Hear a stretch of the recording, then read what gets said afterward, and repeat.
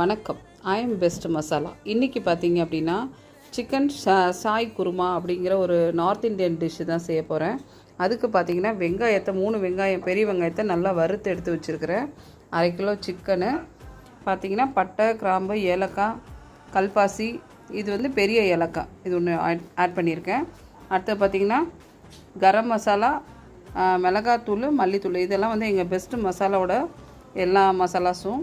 அடுத்தது இஞ்சி பூண்டு பேஸ்ட்டு, 1/2 டம்ளர் பால், தயிர் 1 கப்பு, அப்புறம் பார்த்திங்கன்னா முந்திரி, கசகசா, இது கொஞ்சோண்டு வந்து ஜாதிக்காய் சேர்த்துருக்கேன். இதெல்லாம் சேர்த்து என்ன பண்ணலான்னு பார்ப்போம்.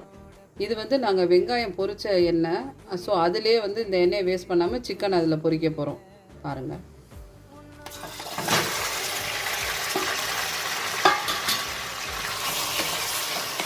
இப்போ 1/2 ஸ்பூன் உப்பு போடணும்.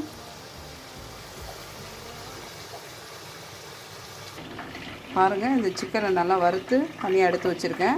இப்போ நான் உங்கள்கிட்ட காமிச்சது எல்லாமே திருப்பி அதே எண்ணெயில் தாளிக்க போகிறோம்.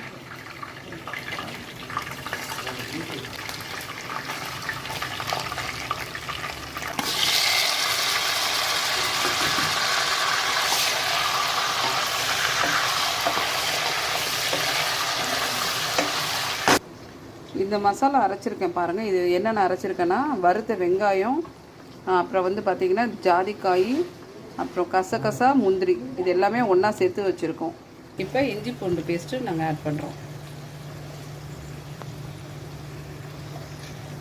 அடுத்தது மிளகாய்த்தூள், எங்களோட பெஸ்ட்டு மசாலாவோட மிளகாய்த்தூள்.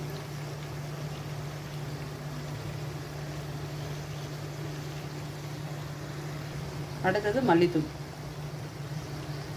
இது வந்து கரம் மசாலா போட போகிறோம். இது எல்லாமே இப்போ ஒன்றா கலரிட்டு இருக்கோம். இப்போ அடுத்தது தயிர் ஊற்ற போகிறோம் பாருங்கள். இந்த ஸ்டேஜில்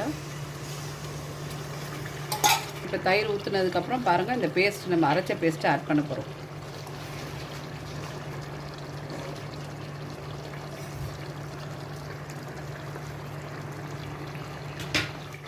பாருங்கள் இந்த கிரேவி எப்படி இருக்குன்னு, நல்லா சூப்பராக வந்திருக்கு.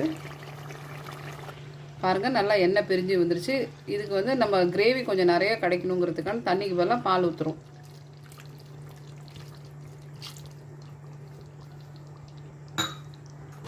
அவ்வளோதான், ஃபினிஷ் ஆயிடுச்சு. பாருங்கள் எவ்வளோ சூப்பராக வந்திருக்குன்னு.